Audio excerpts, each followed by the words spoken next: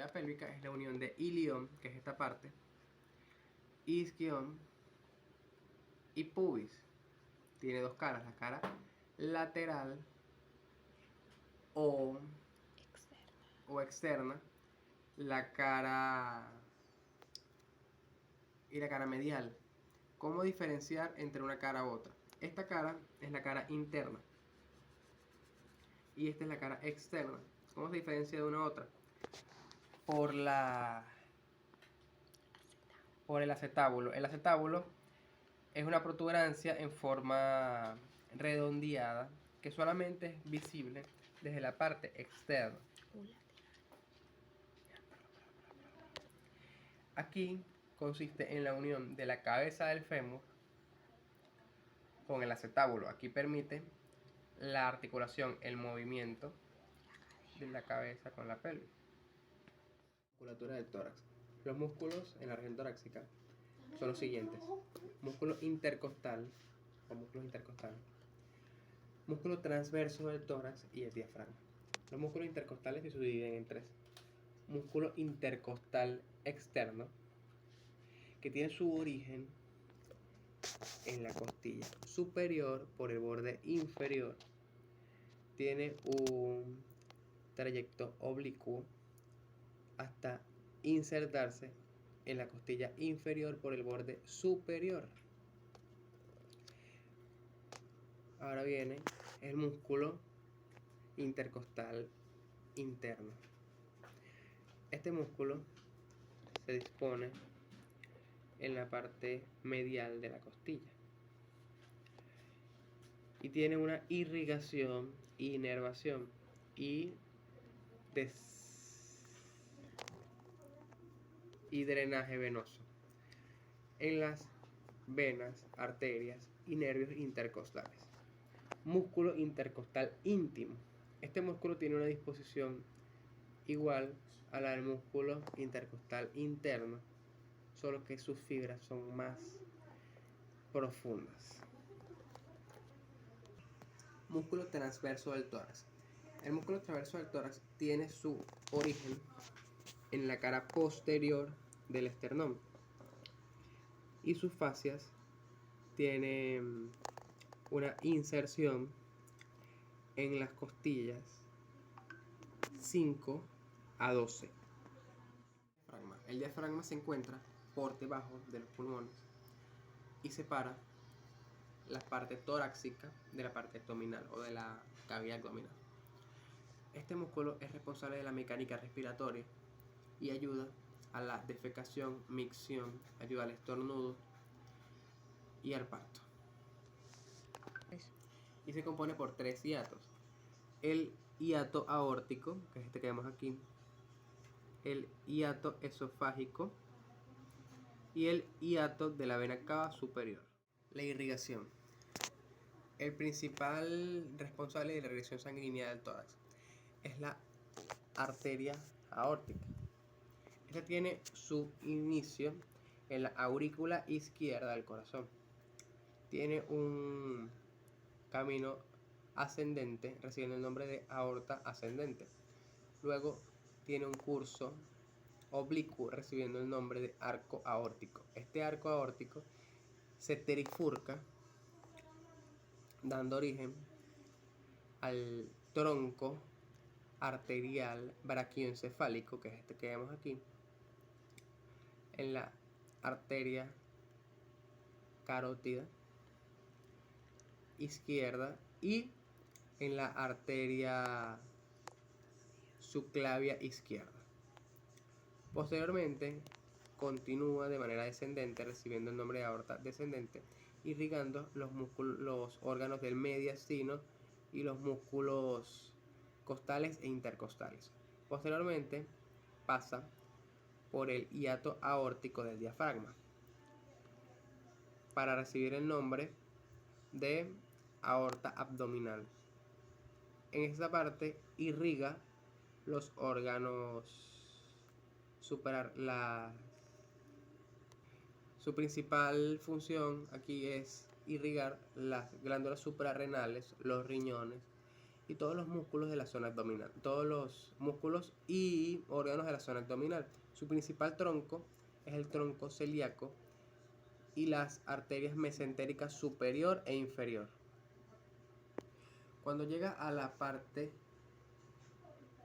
pélvica, se trifurca, dando origen a la arteria ilíaca común derecha e izquierda y a la arteria sacromedia. La arteria ilíaca común, a su vez, se bifurca en la arteria ilíaca externa e interna. La arteria ilíaca interna irriga todos los órganos sexuales y urinarios, y la arteria ilíaca externa da origen a la femoral. La musculatura del abdomen.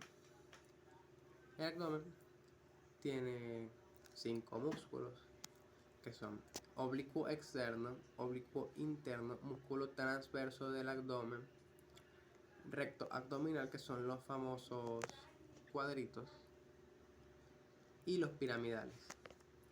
Oblicuo externo. El oblicuo externo tiene un origen en la cara posterior de las costillas y tiene una inserción en la línea alba.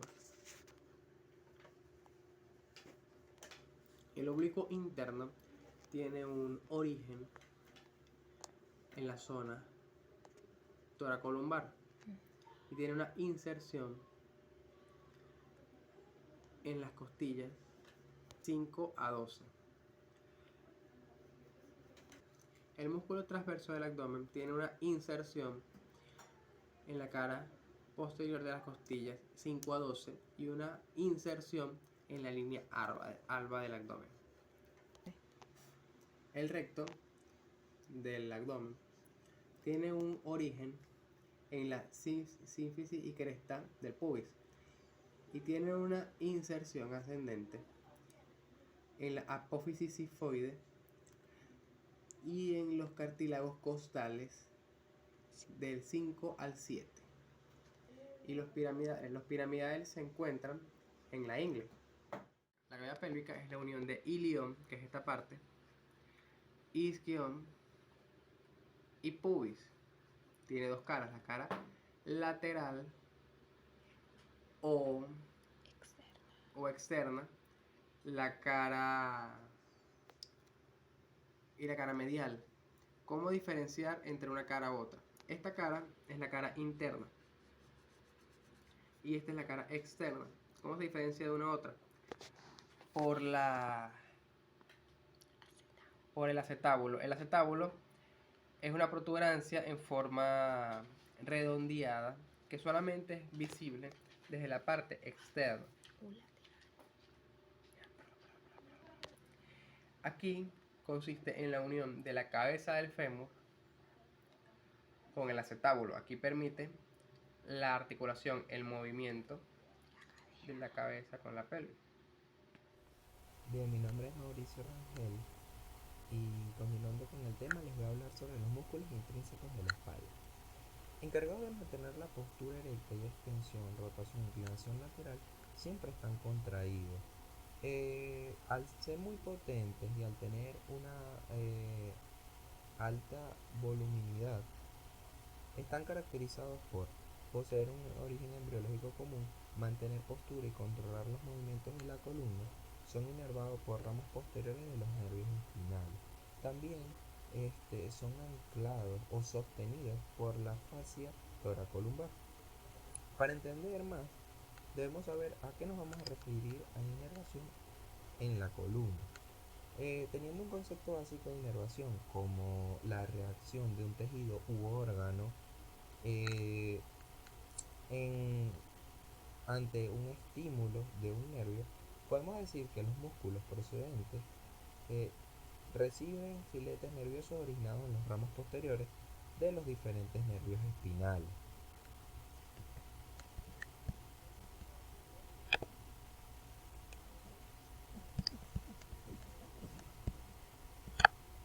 Bien, los músculos interespinosos y los intertransversos son músculos muy delgaditos y tienen funciones casi nulas a comparación con los otros músculos intrínsecos, que explicaré más adelante. Los interespinosos están constituidos por pequeños fascículos musculares delgados y asentados que van tendidos desde el borde de una apófisis espinosa hasta pasar a la apófisis espinosa de suprayacente. Y los intertransversos reciben este nombre ya que pasa por la apófisis transversa de un espacio intertransverso. Son pequeños, aplanados y cuadriláteros.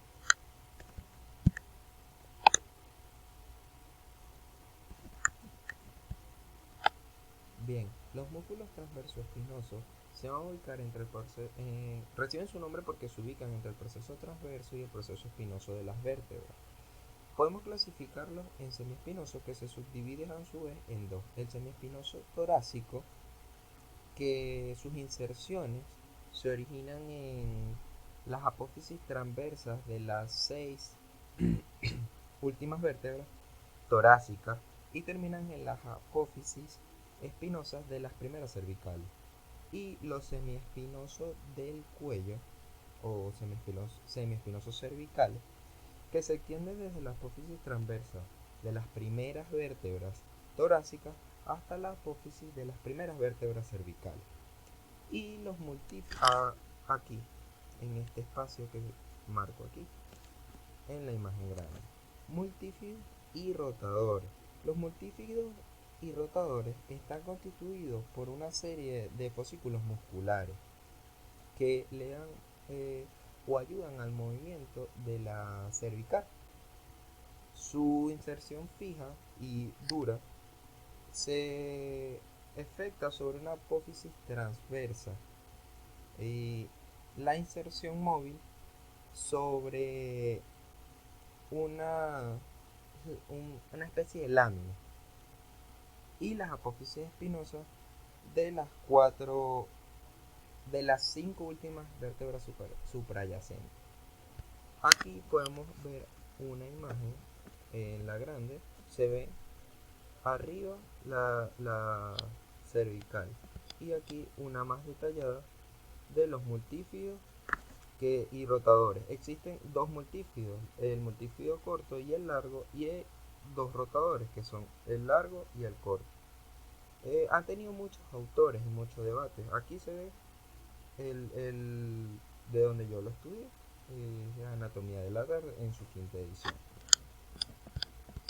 Bien, el músculo erector de la columna. A diferencia del intertransverso, que se encarga más de la estabilidad de la segmentación de las vértebras, el músculo erector de la columna tiene dos planos, uno superficial y uno más carnoso. Es muy voluminoso y muy potente y oculta el esqueleto subyacente. Tienen estos tres la función de mantener la posición erecta de la columna. Bueno, los subdividimos en tres. Estos tres, llamados heli comúnmente, yo los ubiqué de forma inversa, empezando por su ubicación. El ilio costal, siendo la parte más lateral y más superficial de los músculos erectores, es uno de los más delgados y constituye la parte, o sea, ayuda a la movilidad de la espalda. A su vez consta de tres partes: una lumbar, una torácica, una del cuello o cervical. La primera parte, la lumbar, va desde las últimas 6 vértebras o las últimas 6 costillas por medio de 6 tendones en el ángulo posterior de las 6 últimas costillas. A este lo denominamos músculo iliocostal lumbar. El longuísimo, el torácico va desde las primeras 6 vértebras, las primeras 6 costillas en su ángulo superior. Y el cervical va por una apófisis espinosa a una transversa en las primeras 4 vértebras cervicales.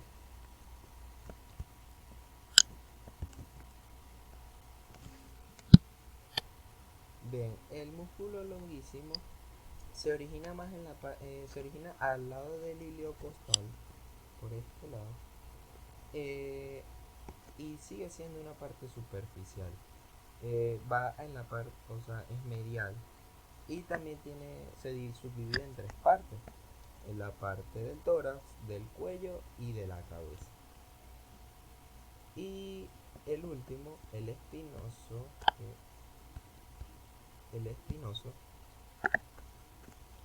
va bien, recibe su nombre porque va bien pegado a los procesos espinosos, y también está subdividido en 3 partes, igual que el longuísimo, en la parte del tórax, la parte del cuello y la parte de la cabeza.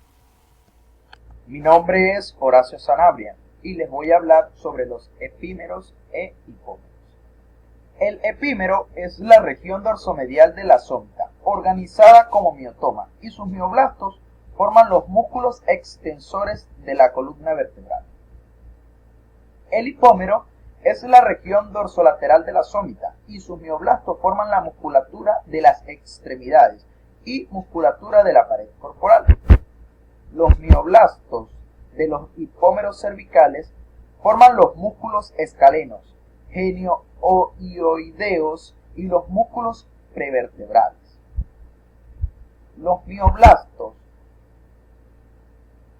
de los hipómeros torácicos se dividen en 3 hojas que forman los músculos intercostal externo, intercostal interno e intercostal más o transverso del tórax. Estas hojas se mantienen separadas por las costillas. Los hipómeros abdominales se dividen en 3 hojas que forman los músculos oblicuo mayor o externo, oblicuo menor o interno y transverso del abdomen. Las hojas de estos hipómeros o de estos músculos se fusionan formando una capa muscular. Los mioblastos del hipómero lumbar forman el músculo cuadrado lumbar, y los mioblastos de los hipómeros sacro y coccígeo forman el diafragma pélvico y músculos estriados del ano. Existe una columna longitudinal ventral de mioblastos hipoméricos que forman el músculo recto mayor del abdomen en la región abdominal, los músculos infraioideos en la región cervical y el músculo esternal en el tórax. Muchas gracias. Buenas, mi nombre es Ángel Guedes y yo les voy a hablar sobre el canal vertebral. Cuando vemos detenidamente una vértebra, notamos que está formada por 2 partes distintas. Esta parte de acá, que es más grande, denominada cuerpo vertebral, y esta parte de acá, que es una especie de semiarco, denominada el arco posterior vertebral. La unión de estas estructuras juntas van a dar lugar a la columna vertebral. Pero además, crearán en el medio de ellas, habrá un espacio denominado el canal vertebral. Dentro del canal vertebral se aloja la médula espinal, y dentro de este canal y entre la médula espinal va a estar rodeada por sus membranas protectoras, las que son denominadas las meninges. La capa, la membrana, la más superficial, la que está unida directamente al canal vertebral, es la dura madre. Unida a la dura madre, de una manera más débil, va a estar las aracnoides, una especie de membrana un poco más delgada y unida de una manera un poco más débil. Luego, directamente fija firmemente a la médula espinal va a estar la membrana pie madre. Y en el medio, en el espacio que hay entre las aracnoides y la pía madre, va a haber un espacio denominado espacio subaracnoideo, que en un cuerpo vivo va a estar lleno de líquido cefalorraquídeo. Ahora, hablando de los músculos que rodean al canal vertebral, sabiendo que este está comprendido entre las apófisis espinosas y las costillas, sabemos que hay 3 masas musculares que lo rodean que se forman alrededor de ella, que son los músculos iliocostal, el dorsal largo y el transverso espinoso. Y hablando de músculos, vamos a hablar sobre la fascia toracolumbar. Pero antes tenemos que saber qué es una fascia. Una fascia es un tejido conjuntivo que rodea nuestro cuerpo, ya sea por encima, por debajo o por en medio de los músculos. Este tejido conjuntivo está formado como por fibrillas distribuidas de una manera irregular en un espacio y de una manera tridimensional, lo cual le va a resultar muy importante para las funciones que las fascias van a tener. Hay 4 tipos de fascias: la superficial, la profunda, la meningea y la visceral. La superficial es la que está por debajo del tejido subcutáneo. La fascia profunda es la que está directamente relacionada con los músculos y el esqueleto. La fascia meningea es la que está unida o la que está relacionada con el sistema nervioso. Y por último, la fascia visceral, la cual es la que le da la forma y la estructura a los órganos. O sea, está al nivel de los órganos.